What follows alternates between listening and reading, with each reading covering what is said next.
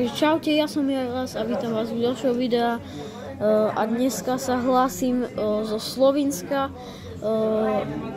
Už sme tu niečo asi tak jeden deň a zastavili sme sa v takej výbornej balkánskej reštaurácii, dali sme si veľa dobrého jedla, no už sme po jedle, škoda, že vám nemôžem ukázať, čo sme jedli.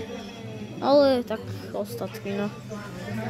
Je to celkom pekné a majú tu pekné prostredie, taký dvor. A ja som si dal také špízy, mäso, všelijaké. Tuto ešte som si dal aj ice.